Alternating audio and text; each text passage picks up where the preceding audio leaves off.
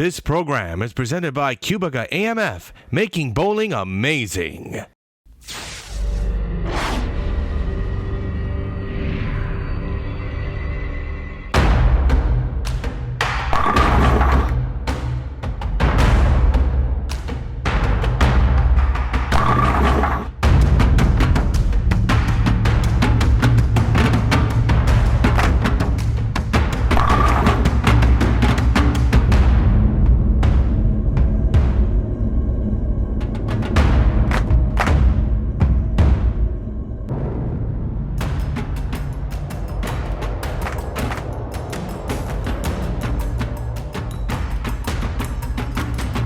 It's round 5 of the Cubica AMF Masters Stepladder here on the Bowling Promotion Tour.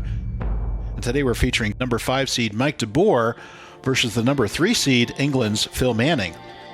Let's recap the stepladder so far. It was Pepi Consteri winning her first 2 matches against Joe Crook and Arnois Ambiel, and then de Boer defeated both Consteri and fellow Finnish PWBA player Elisa Hiltunen.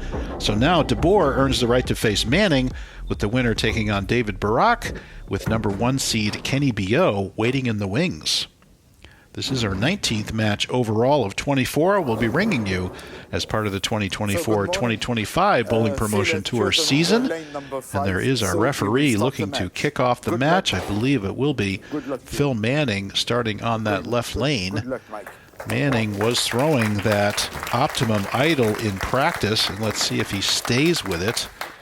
We are on the 5th game of this oiling of the Brunswick Gateway Arch oil pattern, 42 feet, 9.3 to 1, 26 mils, so a fairly high ratio pattern. Makes the pocket fairly accessible, although our last match was low scoring. And let's see how Phil makes out on this left lane with that Optimum Idol and how he handles this transition. And a pretty good shot to start things off. Light to the pocket and gets the mixer. So good start there for Philip Manning, of course married to Becca, and there is Becca. We saw Becca earlier in women's stepladder and other matches. And again, nice steady balance at the line, comes up and gets that opening strike. And good start there for Manning. Now Mike de Boer, 25-year-old, only bowling two-handed for 2 years. And comes up right up the lane, dead flush. Great start for de Boer. And he struggled in our last match. As we said, he only was able to muster a single double. Let's see how he can do here. And you can see that is just dead perfect in the pocket for de Boer. And there is Yvonne Rhodes, and Yvonne was Phil Manning's mixed doubles partner when they claimed that title. So it will be Manning looking for his second title here on the Bowling Promotion Tour TV matches, and de Boer seeking his first. And here is de Boer on the left lane. He gets the mixer strike on the left lane, so he could double up, and that will give him the early 10-pin lead. And you can see pretty good balance there right at it. So we've got 2 shots on the left lane and 2 mixer strikes. So not bad. The left lane had been hooking a little bit more, but I think the bowlers are seeing some carry down and a little less hook in the mid lane and on the back end, especially on that left lane. Now it's Manning. Can he match the de Boer double? And he goes up the lane, turns it up, and oh, he got that 5-pin, was trying to go over and take out the 7, but I think it got knocked out of the way by the head pin and coming back across the deck. Let's have a look at it. Pretty good shot. So you see the head pin goes to the sideboard, comes back and just chops that 5, stopping it from taking out the 7-pin. So this will be a straight up 7-pin conversion for Manning. No problem there. So that'll give him 20 in the first, and he's down 10 early on in the match. Phil Manning, a 37-year-old player. He normally averages 229. But he averaged 221 to claim the number 3 seed in the 18 games of qualifying for this Bowling Promotion Tour. And let's see if he can get back on the strike train here on the left lane. And look at that nice solid release, solid at the line, and another mixer strike. We're 3 for 3 on mixers. on that left lane, and a pretty good shot there by Phil Manning. So he goes spare strike to kick things off. Look at that nice steady head. Gets through the shot. Give us that power. Yes. Come on now. Let's go.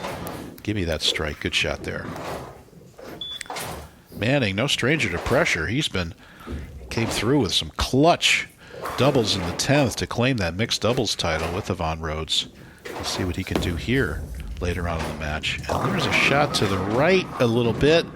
Won't make it up to the pocket. That's going to be an 8 count for De Boer. It'll be a 2-5 combination variant of the bucket.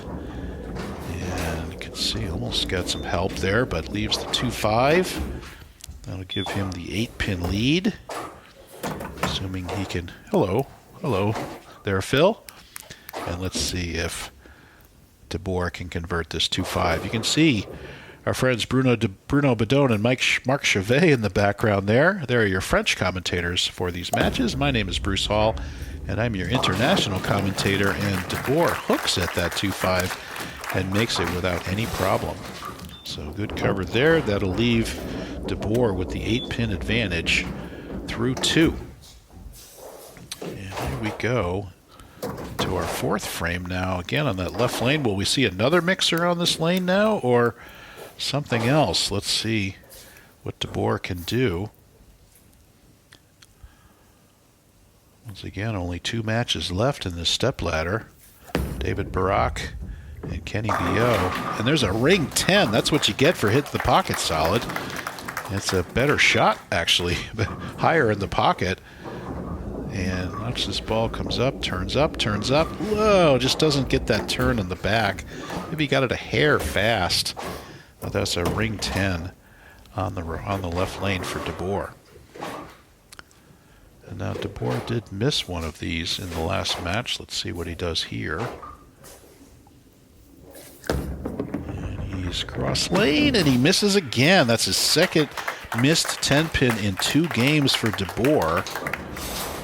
And unfortunately, that's going to give him a deficit now in the match where he formerly had the lead.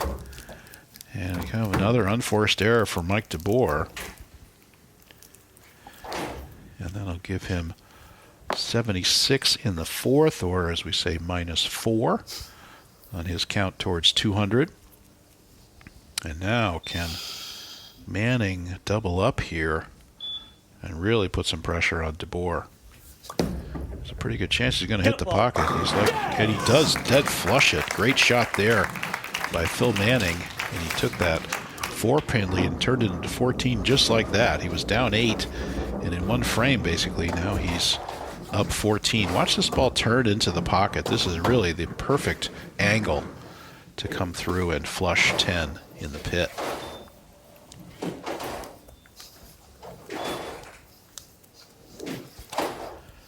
Manning was a member of the English junior team England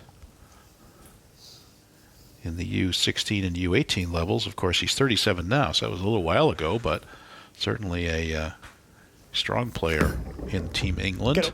And turns it up, and now he doesn't get the ball to turn the corner, and he leaves the entire bucket. That would be the 2, 4, 5, 8. And come on. Just doesn't make the corner there, leaves that bucket.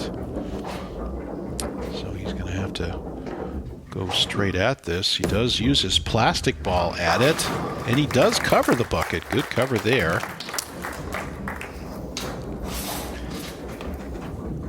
And no problem there on the bucket. And that actually will give him an even 10-pin lead now, giving the count back to De Boer by leaving that bucket.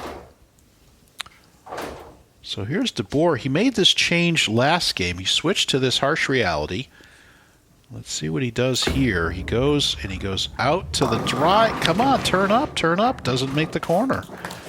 And it's a little surprising because that's a more aggressive ball certainly than the Purple Hammer. And he used it to good effect last game to get his only double. Actually, now we think about it, a little surprising he went back to the Purple Hammer. But I think he put that in exactly the same place as he put the last shot on that lane. With the more aggressive surface, that ball should have turned up and carried. I think he was surprised that it didn't make the corner. But does leave the 2-8 split, hooks into it, and no trouble in the conversion. So once again, 10-pin match going into our 6th frame here. All these players have bowled 18 games of qualifying at various locations around France. We're actually here at the Bowling La Sphère in Fontaine, Comte, about 200 miles southwest of Paris, for our televised finals. And as with all of the seedings, the 18-game qualifying was used to determine stepladder order and position. And goes straight up, and another ring 10 on that left lane. Just can't get any kind of consistent carry. Ken de Boer, he threw those first 2 strikes and has not struck since. Look at that good shot. The 6-pin wraps around the 10. And good shot there. And now the bowling gods are testing him again with another 10-pin. Let's see how he does this time. Last time when he left a second 10-pin, he made it. And this time he makes it as well. So good cover there by Mike de Boer. Now let's see what Manning can do. Again, when you look at Manning, he doubles and then he throws that bucket. That's a symptom of that carry down, especially when you see that purple hammer carry that oil down the lane. All of a sudden you expect the ball to turn in the last 10 feet and it hits some patch of oil or something and goes straight and doesn't give you the pocket hit that you were hoping for. And here is Manning. Gets that out to the dry. Will that turn up? No. It's kind of a OB spot out there. It just won't recover. The pattern certainly calls for some dry out where that ball ends up at the break point, but that lane is just behaving a little bit more with more oil on it, not making the corner as aggressively. So bowlers who trust the ball out there aren't getting rewarded with the ball making it back to the pocket. So here's Manning now with the same 2-5 we've seen before. So we've seen 3 or 4 variations, 2-8. We've seen variations on that bucket, on that left lane, on that right lane several times. So that's going to give Manning the 9-pin lead. He gives him count back. So it is that one missed 10-pin by de Boer that is the difference here. There is Phil Manning's wife, Becca, looking on, looking a little bit stressed. Her husband does have the 9-pin lead at this point. I think she knows that with the 5th game on this transition happening on this Gateway Arch oil pattern, nobody can lock in and string a bunch of strikes together. Let's see how we do here. Another great shot right at the pocket. He gets the slap 10 that time. Good shot there by Phil Manning. He has really thrown quality shots. Straight up, very good balance, straight up the lane. And that time the 6-pin goes to the sideboard and slaps that 10 out. It's amazing how the pins know when the ball comes a little bit late into the pocket or you throw it a little bit fast. That 10-pin gets left. I don't know how they know, but they seem to know. And here is, and he throws it out to that kind of wet spot there that won't make the corner, and it does make the corner. I think he slowed it down a little bit, but it comes up for a weak 10. So I doubt his purple hammer would have made it off that corner from there, but the harsh reality does, but it still comes up late to the pocket and leaves him a weak 10. And now de Boer will go cross lane once again, and he misses another 10-pin. Oh, trouble for de Boer with that spare, and that's his second missed 10. That's going to be on the left side this time. You can see it's left right off his hand and not really threatening the 10 there. So these 2 forced errors, unforced errors for de Boer are the difference in the match. He would be leading now were he to make those 2 spares. And now on this left lane, let's see if he can find the strike zone. He's got all the power to string strikes together if he can get lined up here. So there's out to that dry. See, on that lane it recovers. He gets it back and he gets the strike. So good shot there for de Boer. He trusts it out to the right with that harsh reality. Please turn, and gets the mixer. He doesn't, not celebrating much because I think he's pretty disgusted over missing those 10 pins. It's Manning in the driver's seat here. If he can find a way to strike again, He will be up by 31. Another good shot by Manning. He gets the carry on the 10-pin.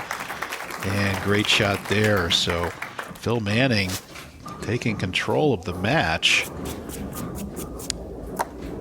And he can shoot 52-44 with De Boer only maxing out at 213 at this point. So Manning definitely in control of his own fate. And let's see what he can do here in the 9th. If he could strike here, that would just about do it, because he's got a 31-pin lead already. And this would get him to 40 and put him in the 2 teens even with an open. So I don't think De Boer would be able to catch up. So probably the shot of the match here for Manning. And he just casually gets up and just dead flushes it. So it looks like Phil Manning is going to be moving on to face our number 2 seed, David Barak. Powerful two-hander. Young, powerful two-hander. And no problem there. So, and we've seen Phil perform at the back end of these games several times. As we said in the mixed doubles stepladder, he was deadly in the 10th when he needed it to win his matches. And there is De Boer. That one's out the window on the right, unfortunately.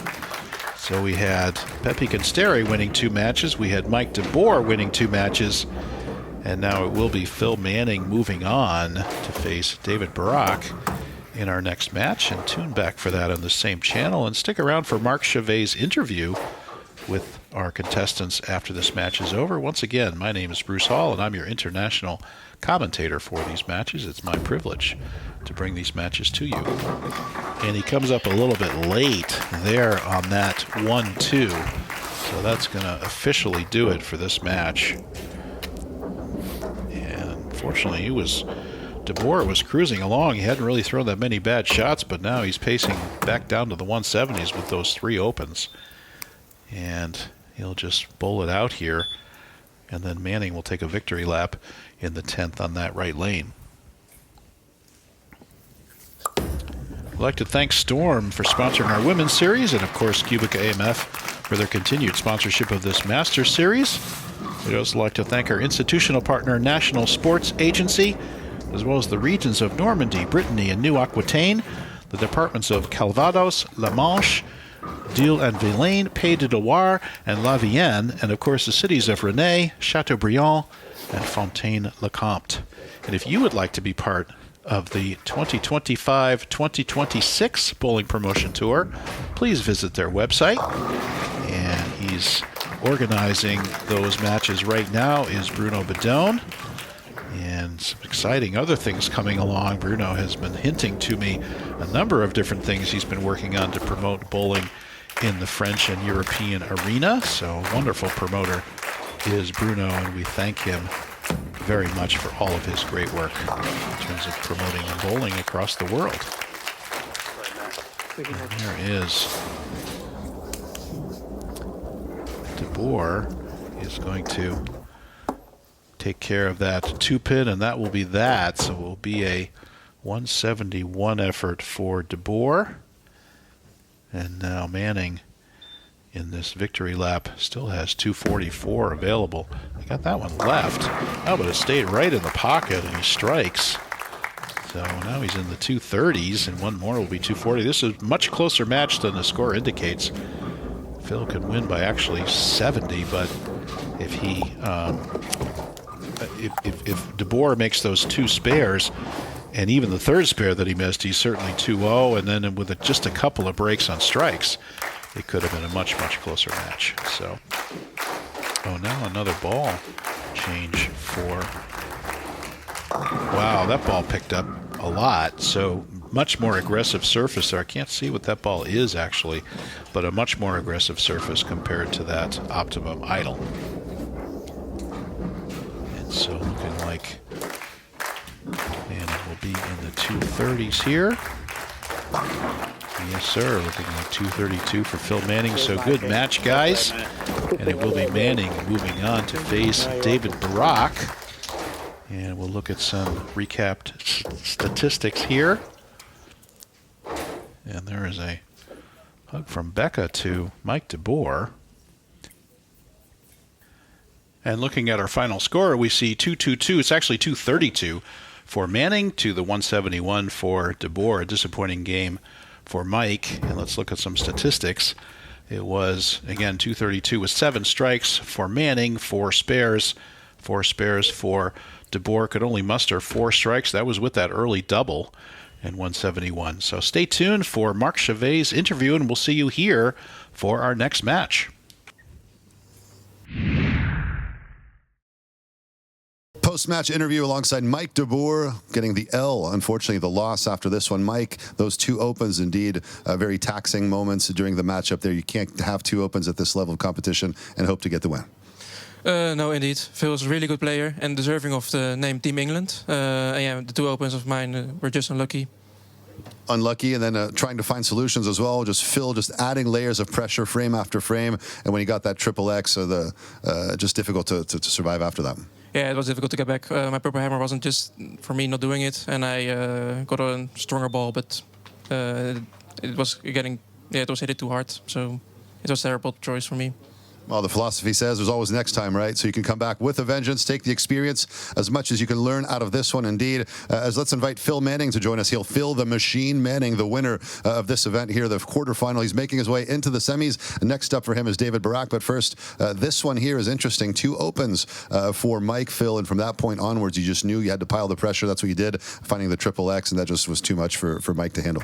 Yeah, I was really surprised. I've played with Mikey all week. I've played against him all week, and I've seen how consistent he is. And when those 2 opens, I was like, that's just not like him at all. But, you know, whether they're your friends or not, you take those chances when they're given to you. He gave me the opens, stayed calm, and just made the shots I needed to, and it came out my way and effectively put it to bed as quickly as possible and buy me some time towards the end of the game to relax and get ready for the next one. Well, that's what they say. When opportunity knocks, you need to open the door. Coming up next for you, Phil, David Barak, the Strike-Manator. That's going to be an interesting matchup. The semifinals, a little pressure here because you're talking about money now. Whoever gets to go into the final, we're talking about some serious cash. Does that add a layer of complexity to the matchup? No, I mean, it's always nice when there's a little bit of icing on the cake, but at the end of the day, what matters is the taste. As long as you can get there and win it, that's all that matters.